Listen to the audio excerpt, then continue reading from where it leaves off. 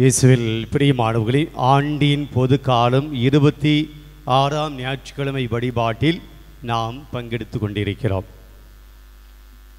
இந்த விசேஷமான சில காரியங்களை நாம் இன்றைக்கு கொண்டாடுகிறோம். ஒன்று, விவிலிய ஞாயிறை நாம் நம்முடைய பங்கிலே சிறப்பித்தோம். காலை திருப்பலியில் விவிலிய ஞாயிறை கொண்டாடினோம்.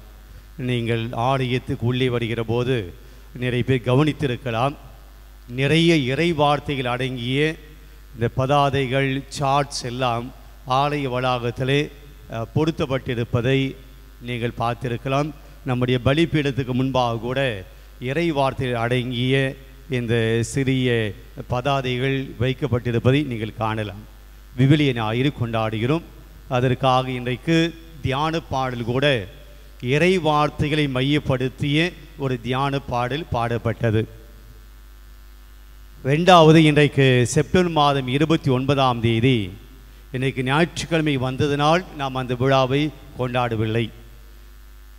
மற்ற நாட்கள் வந்திருந்தால் இந்த விழாவை கொண்டாடியிருப்போம். செப்டம்பர் மாதம் என்ன 29ஆம் தேதி என்ன விழாவை திரு அவை கொண்டாடுகிறது? அதிதூதர்களுடைய விழா. Very good.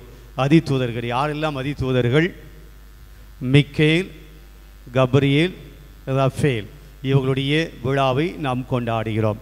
இன்றைக்கு ஞாயிற்றுக்கிழமை என்பதால் நாம் அதை திரு அவை அதை மையப்படுத்தவில்லை. அந்த விழாவை விட ஞாயிற்றுக்கிழமை என்பது மிக பெரியது.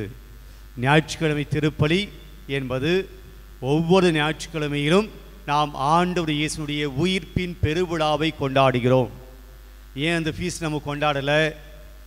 மிக்கேல், ரஃபேல், கப்ரியேலுடைய ஃபீஸ்ட்டை கொண்டாடாமல் ஞாயிற்றுக்கிழமையினுடைய வாசங்களை நாம் ஏன் படித்தோம் என்றால், அந்த திருவிழாவை விட ஞாயிற்றுக்கிழமை நாம் கொண்டாடுகிற ஆண்டவர் இயேசுனுடைய உயிர்ப்பின் பெருவிழா பெரியது. ஒவ்வொரு சண்டேவும் நாம் ஈஸ்டர் பெருவிழாவை கொண்டாடுகிறோம். அதனால் நாம் இன்றைக்கு அந்த விழாவினுடைய வாசங்கள் எடுக்கப்படவில்லை, ஞாயிற்றுக்கிழமையினுடைய வாசங்களை நாம் எடுத்திருக்கிறோம். ஆக இன்றைக்கு 29ஆம் தேதி திரு அவை மிக்கேல், கப்ரியேல், ரஃபேலுடைய விழாவை கொண்டாடுகிற நாள். அடுத்த சிறப்பு நிகழ்வாக நம்முடைய மறை மாவட்டத்துக்காக அமைந்திருக்கிற நாள் 2002ஆம் ஆண்டு செப்டம்பர் மாதம் 29ஆம் தேதி சென்னை மயிலை மறை மாவட்டம் என்று ஒரே மறை மாவட்டமாக இருந்த இந்த மாவட்டம் டைசஸ் 2ஆக பிரிந்து செங்கல்பட்டு மறை மாவட்டம் உதயமான நாள் இந்த நாள். இன்று இந்த செங்கல்பட்டு மறை மாவட்டத்தினுடைய ஆயர் மேதகு டாக்டர் நீதிநாதன் அவர்கள் ஆயராக அருள் பொழிவு செய்யப்பட்ட நாள். இன்று நம்முடைய மறை மாவட்டத்தினுடைய பிறந்த நாள். இன்றைக்கு தான் உதித்தது. 22 ஆண்டுகளை நாம் கடந்திருக்கிறோம். இந்த 22 ஆண்டுகள் இந்த மறை மாவட்டத்தில் ஏராளமான வளர்ச்சி பணிகள், ஏராளமான காரியங்கள். செங்கல்பட்டு மறை மாவட்டம் உதயமான பின்புதான் இந்த பாலவாக்கம் பங்கு திருத்தலமாக மாறியது. இந்த திருத்தலத்துக்கு ஒரு உயர்ந்த நிலையை நம்முடைய செங்கல்பட்டு மறை மாவட்டம் வழங்கி இருக்கிறது. இப்படி பலவிதமான வளர்ச்சி பணிகள் இந்த 22 ஆண்டுகளிலே நம்முடைய மறை மாவட்டம் நாம் அடைந்திருக்கிறோம். ஆண்டவருக்கு நன்றி சொல்லக்கூடிய நாள், நம்முடைய ஆயர் தந்தைக்காக ஜெபிக்க வேண்டிய நாள். இதெல்லாம் இன்றைக்கு ஒரு பக்கமாக இருந்தாலும், இன்றைக்கு வாசிக்கப்பட்ட வாசகங்களை நாம் இன்றைக்கு நம்முடைய வாழ்க்கைக்கு எடுத்துக்கொள்வோம். இன்றைய வாசகத்தில் நாம் பார்க்கிற போது ஆண்டவர் இயேசுடைய வார்த்தைகள் ஏதோ ஒரு கொலைக்காரன் பேசுவது போல இருக்கிறது. என்ன அப்படி வார்த்தைகளை நாம் வாசித்தோம் என்றால், இன்றைய நற்செய்தியில் சொல்லுகிறார், நீங்கள் பாவம் செய்வதற்கு உங்களுடைய கை, உங்களுடைய கண், உங்களுடைய கால் துணை போனால், உங்களுடைய கை பாவம் செய்வதற்காக போனால், உங்களுடைய கண் பாவம் செய்வதற்காக போனால் என்ன செய்து விட வேண்டுமாம்? வெட்டி எரிஞ்சிடுங்க. கை கால் வெட்டி தூக்கி போடுங்க, கண்ணை பிடிங்கி போடுங்க. இப்படி மிக கடுமையான வார்த்தைகளை பேசுகிறார். உங்களுடைய கண் உங்களுக்கு பாவத்துக்கு இட்டு செல்கிறது என்றால் அதை பிடுங்கி விடுங்கள். ஒற்றை கண்ணனாய் நீ வாழ்வை அடைவது நலம். உங்களுடைய கை பாவம் செய்வதற்கு அது துணை போனால் அந்த கையை வெட்டி விடுங்கள். ஒற்றை கையினாய் நீ விண்ணுலகில் செல்வது நலமாயிருக்கும். ஒரு கால் உடையவனாய் நீ விண்ணகத்துக்கு செல்வது நலமாக இருக்கும். 2 கால்களோடு உடம்போடு நீ நரகத்துக்கு செல்வதை விட நீ ஒரு காலோடு நீ ஊனமுற்றவனாய் இங்கே மோட்சத்துக்கு செல்வது நலமாக இருக்கும். மிக கடுமையான வார்த்தையில் பேசுகிறார். நமக்கெல்லாம் 2 கண் இருக்குது, 2 கை இருக்குது, 2 கால் இருக்குது, அதனால் நாமெல்லாம் பாவமே பண்ணலை அப்படின்னு நினச்சக்கூடாது. நம்மளும் வெட்டி போடாமல் இருக்கிறோம், அவ்வளோதான். ஆக நாம் எல்லாம் 2 கண்கள் இருப்பினால், 2 கால்கள் இருப்பினால், 2 கை இருப்பினால் நாம் எல்லாம் எதுவுமே பாவம் செய்யாமல் இருக்கிறோம் என்று அல்ல. நான் பாவம் செஞ்சாலும் 2 கண்ணோடு இருப்பேன், பாவம் செஞ்சாலும் 2 கையோடு இருப்பேன், பாவம் செய்யலாம் 2 காலோடு இருப்பேன் என்று நாம் நம்மை சமாதானப்படுத்திக் கொள்கிறோம். இயேசு சொல்லிய மிக கடுமையான வார்த்தைகள். உன் உடம்பில் இருக்கக்கூடிய கை, கால், கண் பாவம் செய்வதற்கு அது துணை பண்ணால் வெட்டி போட்டுடு. ஒரு கொள்ளைக்காரன் போல, கொலையாளியை போல சொல்லுகிறார். உடம்பு வெட்ட முடியுமா? அதை விட இன்னொரு காரியத்தை சொல்லுகிறார். என் மீது நம்பிக்கை கொண்டு சிறியோடு எவரையாவது பாவத்தில் விட செய்வதுடைய கழுத்தில் ஒரு எந்திர கல்லை கட்டி அவனை கடலில் தள்ளிவிடுவது நல்லது. பொதுவாக கழுத்தில் ஒரு கல்லை கட்டினாவே அது நம்மளால் வாழ முடியாது. நாம் போட சில பேர் நகை போட்டாவே கழுத்து தொங்கிடுது, அந்தளவுக்கு நகை போடுறதெல்லாம் பார்த்துருக்கோம். எந்திர கல்லை கட்டு. எந்திர கல் என்பது அந்த காலத்தில் தானியங்களை அரைக்கக்கூடிய மிகப்பெரிய ஒரு கல். அது மனிதர்களால் அது பயன்படுத்த இயலாது. இப்போ நாமெல்லாம் மாவு அரைக்கிற, இப்போ அது கூட கிடையாது. மாவு அரைக்கிற மிஷினெல்லாம் அந்த என்ன சொல்லுவோம், அம்மிக்கல்லாம் என்ன சொல்லுது, ஆட்டுகள், அதெல்லாம் நம்ம வீட்டில் ஒரு நாள் வச்சு இருந்தோம். ஆனால் இன்றைக்கு அதெல்லாம் கிடையாது, எல்லாம் மிக்சி வந்துடுச்சு. ஆக அதை வச்சு சுற்றுவாங்க, அந்த மாவு அரைக்கிறதெல்லாம் அது சுற்றுவாங்க. அது தெரியல, ஃபாதருக்கு நிறைய விஷயங்கள் கிச்சனை பற்றி ரொம்ப தெரியுதுன்னு நினைக்கிறேன். மாவாட்டதை பற்றியெல்லாம் எந்த ஹோட்டலில் மாவாட்டினான்னு தெரியல. ஓகே, எனக்கு தெரியல அந்த விஷயங்கள். பரவால் அதை நாம் திருப்புவதற்கு மிக கடினம். 2 கற்கள் இருக்கும் அதை திருப்புவது. பிரியமானவர்களே, இங்கே இயேசு சொல்லக்கூடிய எந்திரக்கல் என்பது மனிதர்களால் செயல்படுத்த முடியாத ஒன்று. அது குதிரைகளால், அது யானைகளால் பயன்படுத்தக்கூடிய ஒன்று. அந்த அளவுக்கு வலிமையானது. அதை தூக்கி பாவம் செய்தவனுடைய, பாவம் செய்வதற்கு உதவியாக இருக்கக்கூடியவனுடைய கழுத்தில் கட்டி அவனை எங்கே விடணுமாம்? கடலில் அழுத்துவது நல்லது. தப்சின்கு வரக்கூடாது. அவன் செத்து போகிறதுக்கு நலம். அவன்லாம் வாழ்கிறதுக்கு தகுதியற்றவன். ஒரு கழுத்தில் பெரிய எந்திரக்கல்லை கட்டினா என்னங்க ஆகும்? அப்போவே செத்துடுவான். ஆனால் அப்படியாவது அவன் பொழைச்சிடக்கூடாது. அதனால நடுக்கடலில் கொண்டு போயிட்டு அவனை அழுத்து அவனை உள்ளே போட சொல்லு. கல்லை கட்டிட்டு அவனை உள்ளே போட்டு அவனே தானே உள்ளே போயிடுவான். ஆனாலும் கூட வார்த்தை சொல்லியது, அவனை அழுத்து, அவன் உள்ளே போகட்டும். என்ன சொல்ல வர கடவுள்? கோபப்படுகிறார். ஒருவன் பாவம் செய்வதற்கு துணையாக இருக்கிறவன் இந்த உலகத்திலே வாழ முடியாது. அப்போ இந்த கடுமையான வார்த்தையை சொல்லுவதற்கு என்ன காரணம்? இயேசு இவ்வளவு கோபப்படுவதற்கு என்ன காரணம்? 2 காரணம்.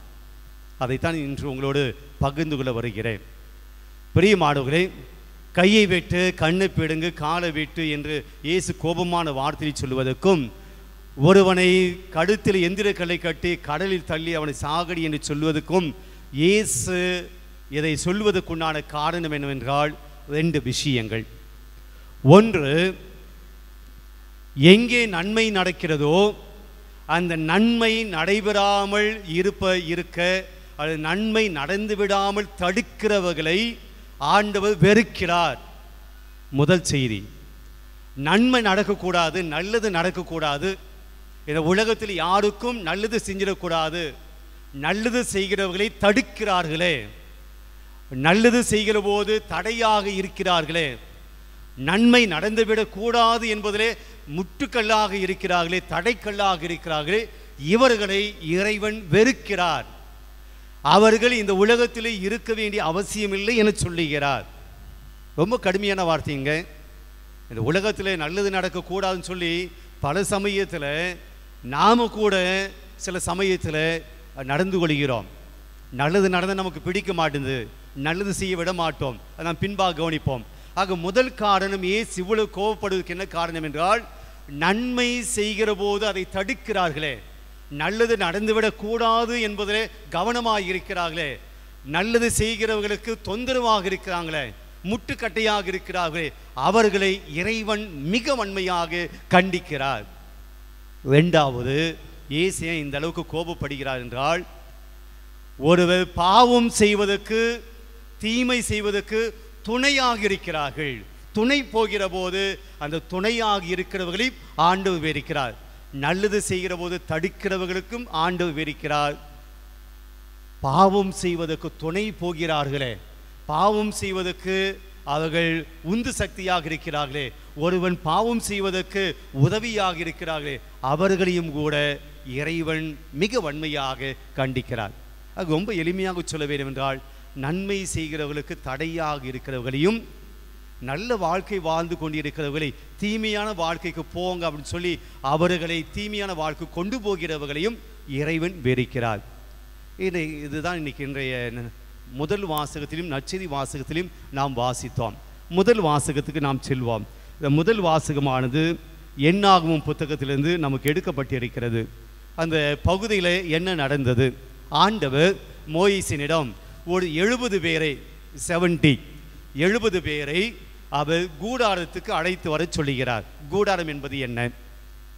இஸ்ரேல் மக்கள் எகிப்து தேசத்தில் இருந்து கானான் தேசத்துக்கு பயணமாகி கொண்டிருக்கிறார்கள். அப்படி பயணம் செய்கிற போது அவர்கள் எங்கெல்லாம் தங்குகிறார்களோ அங்கெல்லாம் அவர்கள் ஒரு டென்ட் அடிப்பாங்க, ஒரு கூடாரம் அமைப்பார்கள். சில நாட்கள் அங்கே தங்கியிருப்பார்கள், மீண்டும் பயணம் செய்வார்கள். அந்த கூடாரத்தை பிரித்து கொண்டு அவர்கள் மீண்டும் செல்வார்கள். மீண்டும் எந்த இடத்துல தங்க போகிறார்களோ அங்கே மீண்டும் அந்த டென்ட் அடிப்பாங்க. அதுதான் கூடாரம்.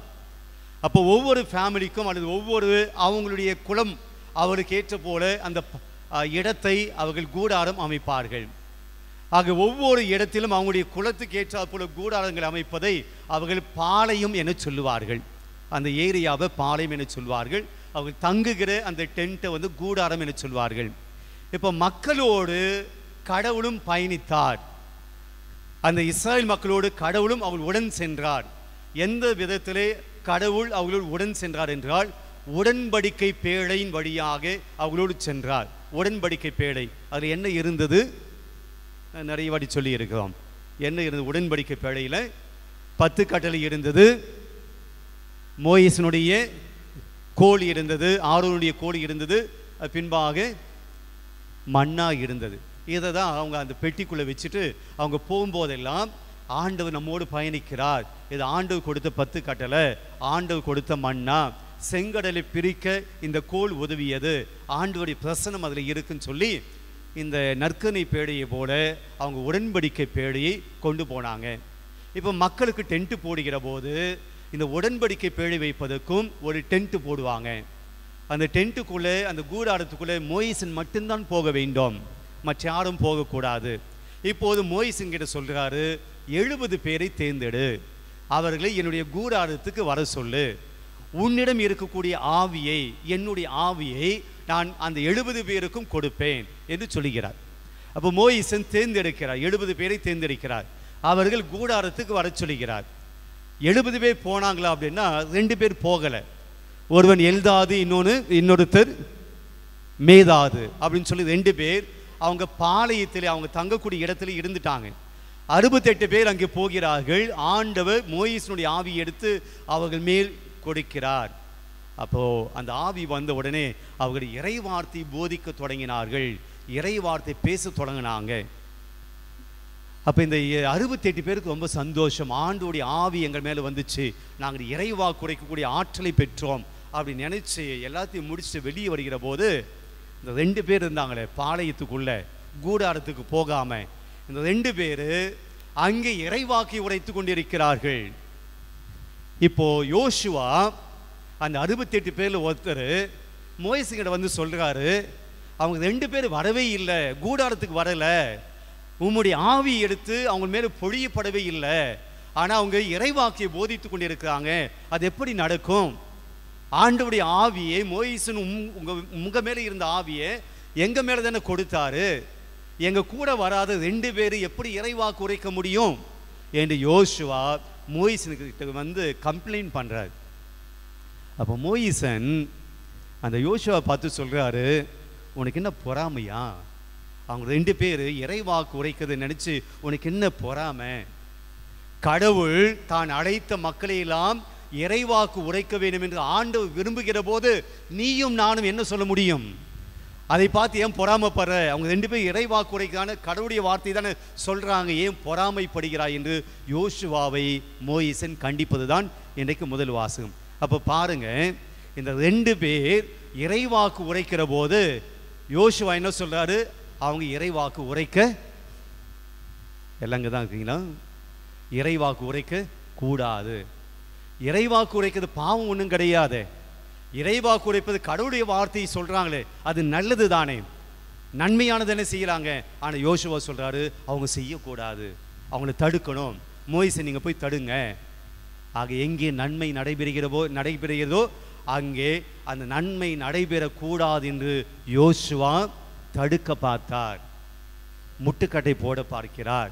அந்த நல்லது நடக்கூடாது, ஏன்னா அவங்க எங்க கூட வரல, அவங்க தனியாக இருந்துட்டாங்க, எங்களோடு சேரலை, நம்முடையவர்கள் அல்ல.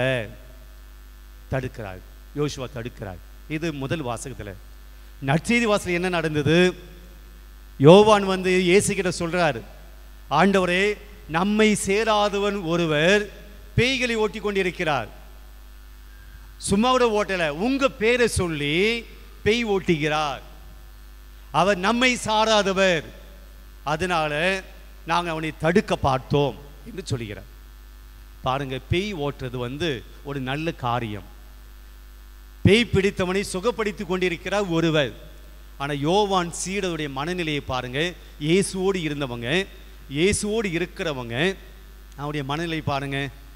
நாங்கள் தான் பேய் ஓட்டணும், நாங்கள் தான் உம்முடைய சீடர்கள், நாங்கள் தான் உங்களோடு இருக்கிறோம், எங்களுக்கு தான் அப்போஸ்தலர்கள் திருத்தூதர்னு சொல்லி பேரை சொல்லி எங்களை கூப்பிட்டீங்க, ஆனால் எங்களை சேராத நம்மை சேராத ஒருவன் பேய் ஓட்டி கொண்டு இருக்கிறான். எப்படி ஓட்டலாம்? எப்படி அதை செய்யலாம்? அது பண்ணக்கூடாது, போய் தடுக்கணும். நாங்கள் தடுத்தோம். நன்மை செய்கிற ஒருவரை யோவான் தடுப்பதை பார்க்கிறோம். ஆனால் இயேசு என்ன சொல்றாரு? அவனை தடுக்காதீங்க, நமக்கு எதிராக இல்லாதவன் நம்முடைய சார்பாக இருக்கிறான்னு சொல்லி யோவானை அது போய் தடுக்க கூடாதுன்னு சொல்றாரு. இப்போ இங்கே நம்ம பார்க்கக்கூடிய விஷயம் என்ன? முதல் வாசலில் ஒருவன் நல்லது செய்கிறான், யோசுவா தடுக்கிறார். இங்கே ஒருவன் பேய் ஓட்டுகிறார், யோவான் போய் தடுக்கிறார். ஆனால் மோயிசனோ இயேசுவோ அது போய் தடுக்க சொல்லலை. பெரியமானவர்களே, இன்றைக்கு முதல் செய்தி, நன்மை செய்கிற போது தடுக்கக்கூடிய மனநிலை என்னிடம் இருக்கிறதா? யாராவது நல்லது செய்தால் அவர்கள் செய்யக்கூடாது, அது பண்ணக்கூடாது, அவன் நம்மை சாராதவன், நம் மொழியை சாராதவன், நம்முடைய ஜாதியை சாராதவன், நம்முடைய பங்கை சாராதவன், நம்முடைய குழுவை சாராதவன், நமக்கு பிடிக்காதவன் என்று அவன் நம்முடையவன் இல்லை என்பதனால் அவன் நன்மை செய்யக்கூடாது, நல்லது செய்யக்கூடாது என்று தடுக்கக்கூடிய மனநிலை இருந்தால் இயேசு சொல்கிறார், அவனுடைய கழுத்தில் பெரிய எந்திரங்களை கட்டி அவனை கடலில் தள்ளுவது. இப்போ உங்கள் கழுத்தில் தான் கட்டணம் பொழுது, அது எல்லாம் எங்கேயோ இருக்கிறீங்க. அவனுடைய கழுத்தில் பெரிய எந்திரங்களை கட்டி எங்கே அவனை தள்ளுவது நலம்? கடல் தள்ளுவது. ரொம்ப சிம்பிளாக சொல்லணும்னா, எங்கே நல்லது நடக்குதோ அதுக்கு துணை போக வேண்டுமே ஒழிய ஒருபோதும் அந்த நல்லது நடந்துவிடக்கூடாது என்று சொல்லி முட்டுக்கட்டையாக, தடைக்கல்லாக, ஸ்டம்பிளிங் பிளாக்காக இருந்துவிட கூடாது. பிரியமானவர்களே, இன்றைக்கு நம்முடைய குடும்பத்துக்கு வருவோம். இன்றைக்கு நம்முடைய குடும்பத்தில் நம்முடைய குடும்பம் சந்தோஷமாக, நிம்மதியாக, மகிழ்ச்சியாக இருப்பதற்கு குடும்பத்திலே குடும்ப தலைவனாக, குடும்ப தலைவியாக, குடும்ப மகனாக, மகளாக இருக்கிற நான் அந்த குடும்ப வளர்ச்சிக்கு தடைக்கல்லாக இருக்கிறேனா அல்லது படிக்கல்லாக இருக்கிறேனா? என் குடும்பத்தை நல்லா வச்சுக்க நான் ஒரு படிக்கல்லாக, முன்னேறுவதற்கு ஒரு படிக்கல்லாக இருக்குன்னா, அல்லது என் குடும்பம் துன்பத்தில், துயரத்தில், அழுகையில் சண்டை சச்சரவு போட்டு குடும்பத்தினுடைய நிம்மதியை கெடுக்கக்கூடிய ஒரு குடும்ப தலைவனாக, குடும்ப தலைவியாக இருக்கிறேனா? ஒரு பொறுப்பில்லாத ஒரு தலைவனாக, பொறுப்பில்லாத ஒரு தலைவியாக நான் இருக்கிறேன் என்றால் நீ ஒரு தடைக்கல். என்னுடைய பிள்ளைகளை ஆன்மீகத்திலே, ஒழுக்கத்திலே சிறந்த பிள்ளைகளாக நான் வளர்க்காம ஊதாரித்தனமாக நான் ஒரு தாயாக, தந்தையாக இருக்கிறேன் என்றால் என் பிள்ளைகளை நல்ல விதத்திலே வளர்க்காமல், நெறியிலே வளர்க்காமல், ஒழுக்கத்திலே வளர்க்காமல், நல்ல பண்புகளை கற்றுக் கொடுக்காமல், ஆன்மீகத்தை கற்றுக் கொடுக்காமல், இறைவனை பற்றி கற்றுக் கொடுக்காமல் நான் இருக்கிறேன் என்றால் நான் ஒரு ஸ்டம்பிளிங் பிளாக், என்னுடைய பிள்ளைகளுடைய வாழ்க்கைக்கு நான் ஒரு முற்றுக்கல்லாக, தடைக்கல்லாக இருக்கிறேன். என் குடும்ப நிம்மதிக்கு நான் ஒரு தடைக்கல்லாக இருக்கிறேன் என்றால் ஆண்டவர் சொல்கிறார், இப்படிப்பட்டவர்கள் வாழ்வது பிரயோஜனம் இல்லை. எப்படிப்பட்ட இந்த உலகத்தில் இருப்பதற்கு தகுதியற்றவர்கள். ஒரு பங்கிலே நல்ல காரியம் நடக்கிற போது அதற்கு ஏதோ சூழ்ச்சி செய்து ஏதோ ஒன்று பண்ணி அதை தடுக்க வேண்டும் என்று நினைக்கிற மனப்பான்மை இருக்கிறது. அவர்கள் இந்த உலகத்திலே வாழ்வதற்குண்டான தகுதி இழந்தவர்களாக இருக்கிறார்கள். ஒரு சமூகத்திலே நல்லது நடக்கிற போது அது நடந்துவிடக் கூடாது என்பதிலே சுயநலத்தோடு நடந்து கொள்கிற போது நாம் ஒரு முட்டுக்கட்டையாக இருக்கிறோம். அடுத்தவன் சந்தோஷமாக இருக்கிறான், அதை பார்த்து எனக்கு பிடிக்கல, எப்படியா அடுத்தவனுடைய சந்தோஷத்தை கெடுக்கணும் என்று நாம் எதையாவது சூழ்ச்சி செய்கிறோமே, நாம் இந்த உலகத்திலே வாழ்வதற்கு தடைக்கல்லாக இருக்கிறோம். பிரியமானவர்களே, யோசித்து பார்ப்போம், எத்தனை நாட்கள் அடுத்தனுடைய சந்தோஷத்துக்கு, அடுத்தனுடைய மகிழ்ச்சிக்கு, அடுத்தனுடைய வாழ்க்கை முன்னேற்றத்துக்கு, அடுத்தனுடைய நலனுக்கு நான் என் பேச்சினாலோ, என் நடத்தினாலோ, என்னுடைய செயலினாலும் தடைக்கல்லாக இருக்கிற போதெல்லாம் இறைவன் நம்மை அதிகமாக வெறுத்திருக்கிறார், கோபப்பட்டிருக்கிறார். நம்மை படைத்ததுக்காக இறைவன் ஒருவேளை வருத்தப்பட்டிருக்கலாம். நம்மை படைத்ததுக்காக இறைவன் ஒருவேளை நம்மை குறித்து வெட்கப்பட்டிருக்கலாம். இப்படிப்பட்ட அடுத்தவனின் சந்தோஷத்தை கெடுக்கக்கூடிய ஒருவனை நான் படைத்திருக்கிறேன் என்று சொல்லி ஆண்டவர் ஒருவேளை வருத்தப்பட்டிருக்கலாம். பிரியமானவர்களே, யாருடைய நிம்மதிக்கும் தடையாக இருந்துவிடக்கூடாது, யாருடைய மகிழ்ச்சிக்கும் நாம் தடையாக இருந்துவிடக்கூடாது, யாருடைய மன நிம்மதிக்கும் நாம் ஒருபோதும் தடையாக இருக்கக்கூடாது, எந்த குடும்பத்தினுடைய முன்னேற்றத்துக்கும் நாம் தடையாக இருந்துவிடக்கூடாது. அது மிகப்பெரிய பாவம். பிரியமானவரே, விவிலியத்தில் எந்த பாவத்துக்கும் இயேசு இப்படிப்பட்ட ஒரு பனிஷ்மெண்ட் கொடுக்கணும்னு சொல்லலை. பொய் சொன்னான் அல்லது மற்ற எந்த பாவங்களுக்கும் ஆண்டவர் இவனை எப்படியாக எந்திரக்களை கட்டி கடலில் தள்ளுங்க எதுக்கும் சொல்லலை. ஆனால் இதுக்கு சொல்ற, அடுத்தவனுடைய நிம்மதியை, மகிழ்ச்சியை, சந்தோஷத்தை கெடுப்பதை பார்க்கிற போது ஆண்டு சொல்லி கோபப்படுகிறார். அப்படிப்பட்டவர்கள் அழிவுக்குரியவர்கள். இது முதல் செய்தி. நன்மைகளை தடுக்கக்கூடியவர்களுக்கு இறைவன் மிக வன்மையாகவே தண்டனை கொடுக்க வேண்டும் என்று சொல்கிறார். ரெண்டாவது, இன்றைக்கு பார்க்கிறோம் பிரியமானவர்களே, சின்னஞ்சிறிய ஒருவருக்கு பாவம் செய்வதற்கு நீ காரணமாக இருந்த அப்படின்னா கடலை தள்ளுவது மட்டுமல்ல, பாவத்துக்கு துணை போகிற உன்னுடைய உடல் உறுப்புகளாக இருந்தாலும் அதை வெட்டிடுன்னு சொல்றார். பாருங்க, நமக்கு ரொம்ப க்ளோஸாக இருக்கிறது நம்முடைய உடம்பு தான் ஃபஸ்ட்டு, ரெண்டாவது தான் கணவன், ரெண்டாவது தான் மனைவி, ரெண்டாவது தான் பிள்ளைகள். My body is first place in my life. என்னுடைய உடம்பு தான் எனக்கு முதல்ல, அதுக்கு அடுத்து தான் பக்கத்தில் இருக்கவங்க, கணவனாகட்டும் மனைவி ஆகட்டும். அதனால தான் ஆண்டவர் சொல்கிறார், நீங்கள் திருமணம் செய்து கொள்கிறப்போ இனிமேல் நீங்கள் இருவர் அல்ல ஒரே உடல். அப்படி இருக்கணும், ஆனால் அப்படி இருக்குதில்லை, அது வேறு விஷயம். ஒரே உடலாக கணவன் மனைவியாக இருக்கிறது கிடையாது. அப்போ ஏன் சொல்கிறாரு, உடம்பு ஒன்று, அதில் எந்த பகுதி பாதிக்கப்பட்டாலும் உடம்பு முழுசும் பாதிக்கப்படும். அப்படிப்பட்ட உடம்பை, நமக்கு சொந்தமான உடம்பை பாவத்தில் யாரையாவது நான் விட செஞ்சு அப்படின்னா, அல்லது என்னை பாவத்தில் விட செய்யக்கூடிய காரியத்தை என் கை, என் கண்ணு, என் கால் செய்யுது அப்படின்னா அதை வெட்டிடுன்னு சொல்கிறார். உனக்கு சொந்தமானது கூட வெட்டிடு அப்படின்னு சொல்கிறார். பிரியமானவர்களே, இயேசு உன்னை பாவத்தில் விட உன்னுடைய கையாக இருந்தாலும் காலாக இருந்து கண்ணாக அதையே வெட்டிடுன்னு சொல்லுகிற போது இன்றைக்கு நாம் எத்தனை பேர் தவறான நண்பர்களை கூட வைத்திருக்கிறோம். தவறான ஃப்ரெண்ட்ஷிப், தீமையான நண்பர்கள், நம்மை பாவத்தில் விட செய்யக்கூடிய நண்பர்கள், நம்மை பாவத்துக்கு கொண்டு போகக்கூடிய நண்பர்களை நாம் கூடவே வைத்திருக்கிறோம். உடம்பையே வெட்டிடான்னு சொல்கிறது ஆண்டவர். உன் கை உனக்கு பாவத்தில் விட செய்தன்னா கை வேண்டாம்.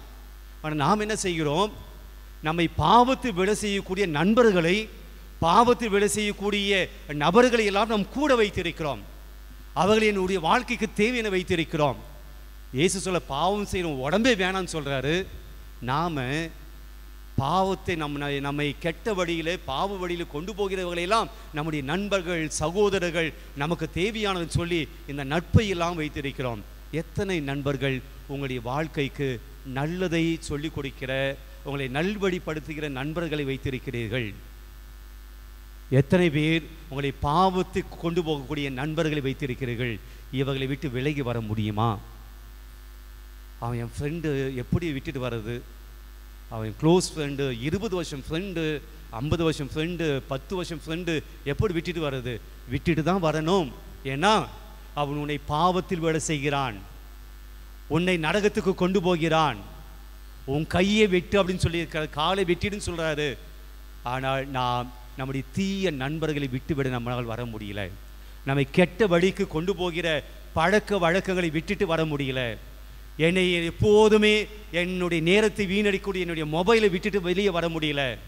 எப்போதுமே என்னுடைய சிந்தனைகளை தீய சிந்தனைகளை மாற்றக்கூடிய இந்த மொபைலில் வரக்கூடிய இந்த விஷயங்களெல்லாம் என்னால் விட்டுட்டு வர முடியல. குடி பழக்கத்தை என்னால் விட்டுட்டு வர முடியல. ஸ்மோக்கிங் என்னை விட்டுட்டு வர முடியல. நேரத்தை வீணாக்கக்கூடிய விஷயங்களை விட்டுட்டு வர முடியல. என்னுடைய நேரத்தையும் என்னுடைய வாழ்க்கையும் பாழாக்கக்கூடிய பல காரியங்களை என்னால் விட்டுட்டு வர முடியல. பாவத்தில் விட செய்யக்கூடிய காரியங்களை என்னால் விட்டுட்டு வர முடியல. அப்போ நாம் என்ன சொல்கிறோம்?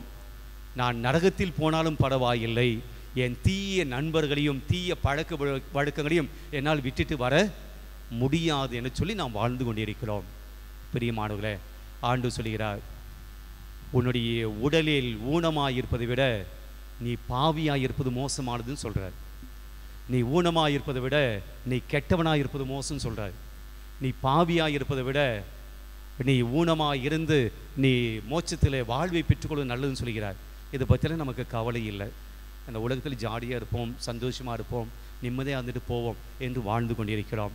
இன்றைய மாதம் நமக்கு மிகப்பெரிய சவால் தான். எங்கே நல்லது நடக்கிறதோ அதுக்கு துணை செய்வோம். நம்மை பாவத்தில் இட்டு செல்கிறதை விட்டு நாம் விலகி இருப்போம். நம்பிக்கை அறிக்கை. அனைவரும் எழுந்து நிற்போம். ஒரே கடவுளை